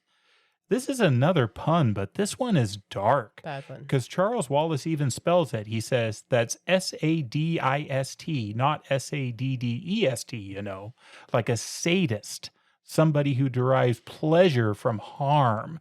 The happiest, saddest. And he giggles, which is Yeah. creepy. So it keeps getting worse in our minds. And again, watching the sweet, wonderful little Charles Wallace go through this transition is just horrible. This time, Calvin, he tries to use love. He tries to speak to him as a friend and, really commune with him in that way. And Charles Wallace has a physical reaction. Mhm. His body is thrown to the floor in a way to break the potential way of escaping. But then Charles Wallace tries to ditch Calvin. He closes a door on him, but they get up to a glass column and Meg sees her father. And he's trapped. Evidently, he can't see. I don't think he's moving. I think in my mind, he's stuck in this casement. Yeah, this column, this crystal glass column that he's there. They can see him, but he can't move, and he obviously can't see them. Or hear her. And she doesn't know what to do. She actually throws herself at it, and that didn't work. It hurts. But that moment when Charles is thrown to the floor, when Calvin is trying to help him, That's the moment Meg remembers that Mrs. Who gave her a physical gift as well, the glasses. So she puts the glasses on, and somehow that rearranges the atom, just like Charles Wallace was able to do with the walls. And she's able to go into her father. And in her mind, once she gets to her father, everything will be right. Everything will be better. This is also the solution to that riddle of the Tempest passage, the idea of the cloven pine, the being within the cloven pine. In the play The Tempest, that's Ariel. Ariel is a good spirit of the air that was trapped there by the witch. And in the same way that her father is trapped in this glass column by the evil it. And so she puts it together, uses the spectacles, and she's there with her father. But her father can't see her. He can hear her, they can talk, but he can't see her. And she realizes, one, he doesn't have his glasses. He is also blind as bat, but it's different than that. And so she gives him Mrs. Who's glasses. Here, take these. And as soon as she takes off those glasses, suddenly she's in the dark. She can't see, but now he can. So without those glasses, they see nothing. That's the trap he's been in. It's the black thing in this tube. And the black thing is an interesting kind of representation of evil because it seems very much a mind game. It's very emotional, and people are trapped in their own mind more than anything else, it seems like, where her dad was there, he was alive, but he couldn't see anything. Yeah. Couldn't escape it, even though it's not physically damaging him at the time. Anyway, he walks out because he's got the glasses on. He can walk out of the column now, but then Meg is stuck. Maybe I missed it. Doesn't he walk out with Meg? He comes back for her. He comes back for her. Okay. Yeah, and so they have to walk out together. So he basically carries her out like a little girl. There's no time for them to talk or, communicate or explain anything at all. He's shocked that she's there, and she describes his hair is overgrown. Like, clearly this man has been trapped and miserable in the dark all alone. But yeah, he carries her out wearing Mrs. Who's glasses. And Charles Wallace is his son. Charles Wallace was a baby when this man left. Charles Wallace wouldn't have remembered him, but her dad knows who he is. And he basically says, son, come to me. But it's not Charles Wallace. It's this mean vice robot, Charles Wallace. And Meg keeps telling her father, that's not Charles Wallace. He wouldn't act like that. He wouldn't be like that. That's not him. But the mind-controlled Charles Wallace is there, and he's got a job to do. And he tells them, all right, time to go. You're going to go see it. And you can see this weigh heavily on Mr. Murry. Mr. Murry has met it. And he doesn't want to meet it again, and he doesn't feel like the kids can meet it and deal with this. No, he knows Meg can't resist. It's this overpowering thing. It's a step up even from the man with red eyes, and that was hard enough for them to push back against. But Charles Wallace, that's where they're going. So he actually walks them out of this building, the Central Intelligence. And it's this dome of a building, and it describes like violet flame, and they walk up and the flame pulls them in. It's a weird concept. There's no door. You're just sucked into it. And as they walk in, they see it. And it is described as a giant brain. Soft and pulsing. Do you remember the original Metroid Nintendo game? Vaguely. The final boss of Metroid is a big brain in this like glass case. I always think of that when I read this passage. That's exactly it. Was it soft and pulsing? Yes. Then it qualifies. I never got to the end of that game. It was so hard. No, but our older sister did, so I would watch her. Yeah, I never made it. It, like you say, this is a league above the man with the red eyes. This is just a steady, pulsing power that is trying to overcome them. Now, they had fought the voice through the man with the red eyes with things like nursery rhymes, and so Meg starts trying to do that here, but it just isn't strong enough. This is more than that can break out of. Yeah, it describes the rhythm of the play. It's a rhythmic pulsing, and even her heart and her breathing must comply with it. It is forced bodily upon them to overpower and pull them into conformity. But then they do step up with, was it the Declaration of Independence? The Declaration of Independence. Yeah. She said she just memorized it because she liked it. And she starts talking about all men created equal, and it jumps all over that. That's what I'm offering you. Everyone's equal here. No one's unhappy. Everything is ordered. Everything is good. Everyone is equal. And Meg fights back on this. She has this revelation where she says, like and equal are two entirely different things. She believes in equality, but just mere sameness, mere likeness is not the same as equality. And this helps her keep fighting. And her father is cheering her on, but it's still, this pulsing keeps going. And so then her father shouts out, the periodic table of elements. I could not do it. Like you do. And so Meg starts going through the periodic table of elements to fight against this. But it keeps going, and it's clearly a losing battle. They are not going to be able to withstand this for very long. And this is, as things are starting to kind of crush, you hear Calvin shout out to Mr. Murry, Tesser now. And he does. Yeah, he takes Calvin's hand and Meg's hand, and they tesser away. But they describe that tessering with Mrs. Witch, who's billions of years old and very good at this, was an entirely different thing than tessering with her father, who'd done it, once. Yeah. And it hurts. So when she wakes up, she doesn't even really wake up. She's cold. Not just cold, she's paralyzed. She's ice cold. It's in her bones. She can't move. So for a while here, it's just her in her mind. And she can hear her father and Calvin speaking. They're clearly on a different planet now. But she can't move. She can't respond. And they find a heartbeat. So they're just waiting for her to wake up. They're rubbing her. They're trying to warm her. The title of the chapter is called Absolute Zero. She is frozen. And again, she never tessers as well as the others. And here with an inexperienced operator like Mr. Murry, it's bad. It's interesting as she's cold and frozen, we start to hear Mr. Murry and Calvin, because they don't know each other. Right. He's a totally new guy. So, but they start talking to each other, and Calvin is asking questions about, well, did you mean to go to that planet? What's going on? And Mr. Murry describes it. He says, no, I didn't mean to go to that planet. I thought I was going to Mars.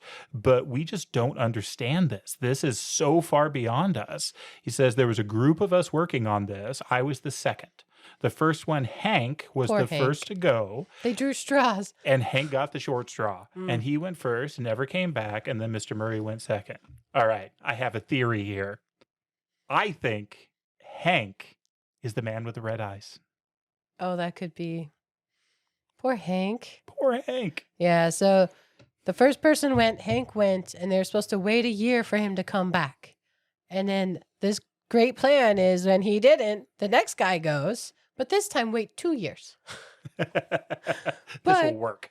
Yeah, Meg's father, he doesn't know how long he's been there. And he's like, I don't think it's been 2 years, but he doesn't know how long, if he was in that tube for a couple minutes or if it had been months or years. Time is very different there. He does seem to know some things about Camazotz before he was taken in that way. And he was able to resist all that time, whatever time it was. So good on him. I mean, that is some serious mental fortitude. And on his own. I mean, he didn't have the, gifts from Whatsit, Who, and Which. He was just on his own doing it. And he says he almost gave in before Meg came into the cylinder. But they are on this different planet, and progressively Meg is waking up. Her eyelid flutters. She can wiggle a finger or make a sound. So progressively she does wake up and is able to move. Her voice is not good.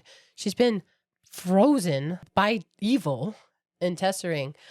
But her concern is for Charles Wallace. She also wakes up very angry. Resentful and accusatory. And that too, I think, is part of being the touched and burned by this evil thing. It has gotten to her heart somewhat. But she is angry at her father. A part of it also is, a couple times in here, she describes as she thought her father was omnipotent. Yeah. So, and she's a teen girl. Like this This too is jarring, a jarring shift in attitude, because she thought as soon as she found her father, all the responsibility's gone. He's got it. And it is interesting because that's what it offers, right? To take that. But both of them are wrong in Yeah. totally different ways. I think this is subtly and wonderfully done. I think this is one of the better artistic motifs she does. The idea of the disease of the darkness, the idea of the black thing getting into her, and she has physical issues here, but she also has soul issues from exposure to the darkness. And I mean, and you kind of sort of see that, like, this doesn't sound like Meg. This doesn't sound like the character we've gotten to know over the chapters thus far. And then you see, oh, the cold has gotten into her heart, and that has to be healed in the same way she has to be warmed and her body has to be healed. But then they're on this very gray planet. No color really. It's a odd, pale, bland place, seemingly looking around. But these creatures come up to them, these aliens, and they're odd and tentacled. I mean, they call them beasts, but they approach, and they don't have mouths or eyes. They have these strange indentations, but no evidence that they can speak. They actually speak through their tentacles. Yeah. Let me read this description. They had 4 arms and far more than 5 fingers to each hand, and the fingers were not fingers, but long, waving tentacles. They had heads and they had faces, but where the faces of the creatures on Uriel had seemed far more than human faces, these seemed far less. Where the features would normally be, there were several indentations, and in place of ears and hair were more tentacles. That's not reassuring. Tentacled beasts, yes. Who are you? The tallest of the beasts said. His voice was neither hostile nor welcoming, and it came not from the mouth-like indentation in the furry face, but from the waving tentacles. We also see in the description here that they have no eyes. But they get some information from Meg's dad. They learn that she's not well, and they pick her up. And he kind of freaks out, like, where are you taking my daughter? Fair enough, fair question. But they say to care for her. And so these creatures, we learn it's a planet called Ixchel or something like that. But I love... You totally had an Earth accent there. Ixchel. I did. Guilty. So Calvin asks, like, can I go with her? And they say no, but you can stay close. So they are reassuring. But Meg goes off separately, and she falls asleep because these creatures help her get warm. They help warm her up. These creatures are fully comfort. They are beautiful. They describe how the blackness, it's not just the cold, it can also burn. And you have to care for it rightly. And it is this very beautiful sequence where she meets someone they don't know what to call each other. They do not express themselves in any kind of similar way. But her name, in the end, is Aunt Beast. Yeah. And carries all the best of both words. Yes. So the idea of a relationship that's not a mother or father relationship or a sibling, but an auntie type relationship, this loving, caring relationship. And then the idea of a beast, something warm, something not human, but relatable in a way that can take you out of yourself. It's a wonderful combination of the two words. And Aunt Beast is just fantastic.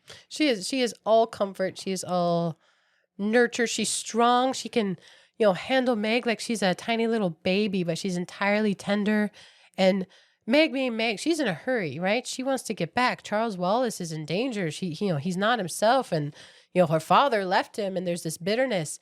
And Aunt Beast says, no, we need to take the time. You must take the time to heal, to thaw out. But they don't use those words. The words are an interesting thing because it turns out these creatures don't see. They don't have eyes. And so Meg asks about the light. And she's like, what's that? And Aunt Beast comments, yeah, Calvin and the other one, they comment on these things too. Light and dark. Explain this to me. I don't understand. And so Meg's like, oh, it's easy. It's what happens when you see stuff. It's very difficult, it turns out, to explain sight to a non-sighted creature. Yeah. But Aunt Beast and the others like her, they have these understandings of things that are so much deeper. Mm-hmm. And I think this is kind of where Charles Wallace would fit in, right? I think He so.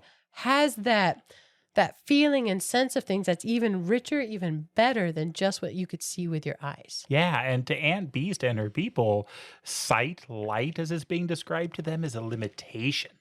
It's actually a narrowing of their senses, which is wonderful. It's just a totally different way of viewing it. This scene actually reminded me a lot. Did you ever read H.G. Wells' The Country of the Blind? Ooh, I just picked it up. Yeah, there's a little bit of that. Now that's a much darker story, but this idea that sight isn't necessarily a benefit in some situations, and she does a great job of doing this here, and she does a great job of expressing what would be the weirdness of aliens communicating. Mhm. How would we talk to each other? How would we even mean the same thing by our words and our thoughts? And this extends to as they're planning what to do next, because the children are trying to say, well, let's see if we can get a hold of Mrs. Whatsit, Mrs. Who, and Mrs. Witch. And Aunt Beast and the others, who are they? Yeah, who are they? Tell me about them.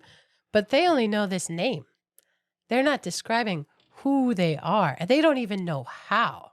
And the best they come up with, and it's pretty good, Calvin, I think, says, guardian angels. Yeah. During the sequence, Meg is again not entirely healed. She's saying some pretty mean things, especially to her dad.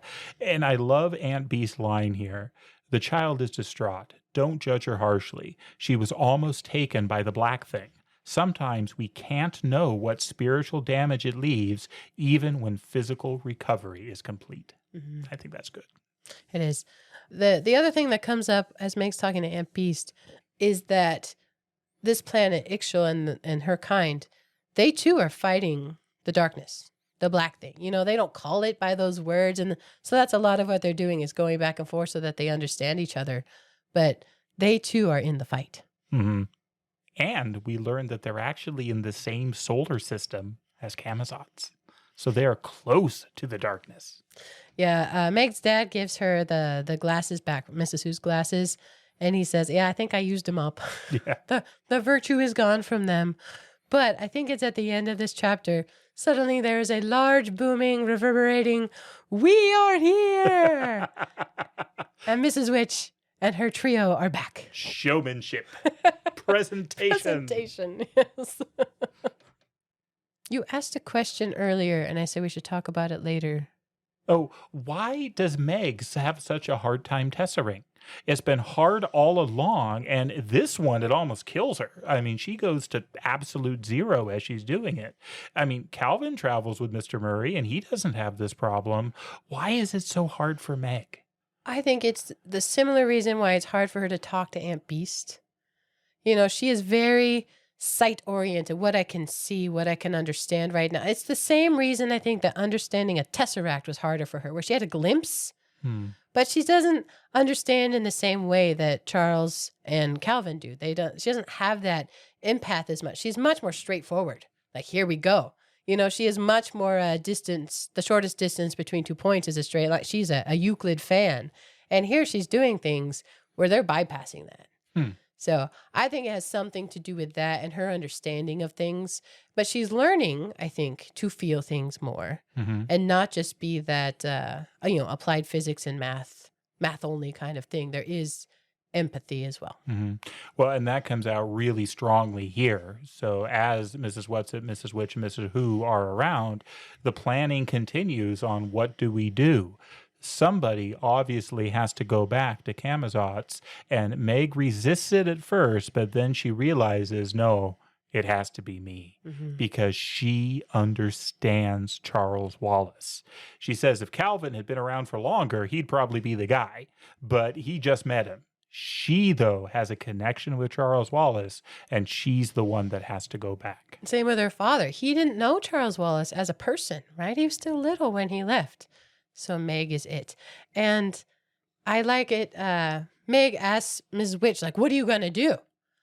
Or maybe it's Mrs. Whatsit. And she's so sweet. She's like, oh, honey, I thought you would know that is not our way. That's not what we do.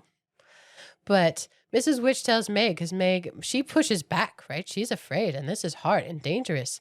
But Mrs. Witch says, we want nothing from you that you do without grace or without understanding. She has to understand why she's going and what she's going for, what she's going to do. Not about her baby brother. Yeah. And that is what gets Meg to a point that she can go. And she has that, okay, this is my role. And she's all in at this point. She is resigned. So she's not flamboyant. She's not over the top. This isn't the driven, let's go, Meg. This is the accepting and resigned Meg that, yep, this is my role. To their credit, both Calvin and her father tried to talk her out of it. So Calvin is a little bit pouty about it. And I think I can't remember which one of them, because sort of takes him up. He's like, you understand, stop fighting this. And then for Mr. Murry, they're very understanding. Like, we understand as her father why you wouldn't want this to happen, but no, you will let her take this responsibility. And they do. I like that Aunt Beast offers to go with her. Oh. It is so sweet. And Miss Witch tells no. But Aunt Beast says, I wanted her at least to know that I was willing. Because that means very much. And again, they don't send her without gifts. Yeah. And Mrs. Whatsit tells Meg, Mrs. Whatsit, who is a star, who sacrificed her place in the skies, in the heavens, to fight the darkness, tells Meg Murry, who doesn't fit in, I love you. Yes. Oh, it gives me chills. It's so sweet. So, and that has power for Meg. That is of great comfort to Meg. Let's see. Mrs. Who also gives her a gift. So it's not the glasses this time. And here's where she says, don't listen to every word. Here, I'll just read it. It says, what I have to give you this time, you must try to understand, not word by word, but in a flash, as you understand the tesseract. Listen, Meg, listen well. The foolishness of God is wiser than men, and the weakness of God is stronger than men. For ye see your calling, brethren, how that not many wise men after the flesh, not many mighty, not many noble are called. But God hath chosen the foolish things of the world to confound the wise, and God hath chosen the weak things of the world to confound the things which are mighty. And base things of the world, and things which are despised, hath God chosen, yea, and things which are not, to bring to naught things that are. I'm glad she didn't remember every word. No. All in the flash. Take the gist of this, please. It is Mrs. Witch, the eldest and the most experienced of them, that takes her back to Camazotz. But before she leaves her on Camazotz, she gives her one final gift. She says, you have something that it has not. This something is your only weapon, but you must find it for yourself. She also refused to hold her hand, which is a thing for Meg. She always wants to hold hand. And so here she is doing something all on her own. And even this last gift from Mrs. Witch, she has to figure out on her own. So she has gone from midnight in the, even in the storm, amidst the cozy warmness of her home and Charles Wallace and then Calvin to take care of her and all these things, to it's her now. It's just her. And now it's her turn to take care of her baby brother. Mm-hmm. And she goes. She goes back, and she knows where she needs to go. She's going back to it. And Charles Wallace, controlled as he is there with it, and the battle commences. So it's that same inexorable pressure, the rhythm, and it is in her mind and crushing her breath in her lung, that sheer force to overtake her. And while she's walking in, she thinks, what do I have that it doesn't? Mm-hmm. And she's like, well, I can resist. And no, it is used to people resisting, mm-hmm. and it overwhelms them. She can hate it. She hates that thing. And she's like, oh no, it is very familiar with hate. That's not it at all. But it makes a mistake with Meg. Yeah, this is so good, because Charles Wallace is speaking with the voice of it, and he keeps saying, you have nothing that it doesn't have. You have nothing that it doesn't have. And she's talking through all these things. They're saying, well, Mrs. Whatsit is our friend. They're trying to take everything that she thinks is hers, because there's nothing that you have that it doesn't have. And then the voice speaks through Charles Wallace, Mrs. Whatsit hates you. And that was where it made its fatal mistake. For as Meg said automatically, Mrs. Whatsit loves me. That's what she told me, that she loves me. Suddenly she knew love. It has no love, but Meg can love. And it's interesting the progression here because she tries at first to love it, and she says she just can't do it. That's beyond her. Someone might be able to do it, but she can't do it. But what she can do is love Charles Wallace, and she does. And that's all she does. That is what was required. Charles Wallace, I love you. And she tells him, and she means it, and it's earnest, and she's speaking not to this puppet thing, not to this controlled piece of him. She's speaking to her baby brother, who she loves. Charles Wallace, I love you. I love you. I love you. And it brings him back. Yeah, the ice stops swirling. He's back. And it flips out. I mean, this breaks it. And there's howling and wind and cold and the end is upon them. And it says, through the darkness, to save her came a sense of Mrs. Whatsit's presence, so that she knew it could not be it who now had her in its clutches. And Mrs. Whatsit takes them away. And Charles Wallace, he's so happy. He's like, Meg, you did it. Meg, you did it. And they're rolling around on the ground as they land. And she asks, where are we? And they're in their garden, the vegetable patch at home. And Charles Wallace says, and we've landed in the broccoli. It's very sweet. Yeah, it's wonderful. The family is back together with now the addition of Calvin as basically a member of the family. It's great. This is how it ends. It is defeated. The darkness is defeated. Mr. Murry is saved. The family is saved. It's just wonderful. Yeah, and they're all group hugging, and Calvin's kind of on the outside of this giant family hug until Meg pulls him in. And I like the detail of the dog where Fortinbras was stuck inside, but he couldn't handle being excluded anymore, so he launches through the screen door to join in and knocks them all down in their big hug. It's very joyful, happy family reunion, and Meg has saved her brother. Mm. I love this book. I can't remember when I read it for the first time, sometime in elementary school, and I've liked it every time I've read it. It's not my favorite book, so I've asked people who it is their favorite book, what are some things that you would say about it, things that kind of spoke to you about it that I might not understand or might not have picked up. And there are a few things that I hadn't really thought about. One is the speaking through the voice of Meg. So the protagonist, the voice of an adolescent girl, that's a big deal because there's not a lot of books, and certainly not a lot of good books where that happens, and especially not books from the 1960s. And so that was cool. The other thing that got brought up to me was the idea that Meg, this young girl, her strength is math. That was not a thing in the 1960s, right? It was just understood that that wasn't the deal. But this brilliant young girl, that's her strength. That's what she's good at, and that's cool. I mean, that's a fun saying. And then the other one that got told to me, and I'm not sure that I can express this as well as it was expressed to me, but you kind of touched on this a little bit. Meg has to do this on her own. Meg has to make these hard decisions. Meg has to do these dangerous, scary, and brave things on her own. And she does. She's able to do it. But even though she's doing it on her own, she's not really alone. She's got support around her. And there's something about that picture of the support, not to do it for her, but to be there for her so that she can achieve this thing that she didn't think she could do. There's something miraculous about that and something truly beautiful about that I'm not sure I ever really understood in that way before. So those are things people have shared with me that I didn't fully get out of it that I think are really insightful and I think really good.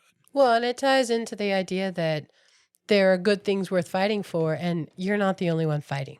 Mm-hmm. Remember, there are others fighting with you, and it's part of that network. Meg was not aware of Ixchel and Aunt Beast, but you can count on it. She'll remember. She will carry that. She has someone she loves on the other side of the universe. What a gift. Or even Mrs. Whatsit telling her, I love you. That's what gave her clarity in this moment when Otherwise she could have been pulled into this terrible force. So the idea that there is much good to be fought for, and that it's a network and a community across space and time fighting. It's very good. This is the first book in the series. There are other books in the series. I'm going to wrap this up with the final 2 paragraphs of the book that indicate that the story isn't over. Mrs. Whatsit said breathlessly, "Oh, my darlings, I'm sorry. We don't have time to say goodbye to you properly. You see, we have to..." But they never learned what it was that Mrs. Whatsit, Mrs. Who, and Mrs. Witch had to do, for there was a gust of wind, and they were gone. And with that, let's turn the page, and we hope you join us for the next chapter. Hey, thank you so much for listening. If you're willing, please take a moment to give us a 5-star rating wherever you listen to this podcast. And we would love it if you'd like and follow us on our Facebook page. But best of all, if you enjoy an episode, please share it with a friend. Writing reviews and sharing with others are a pivotal part of the algorithm wizardry that lets other people know about our podcast. Thank you.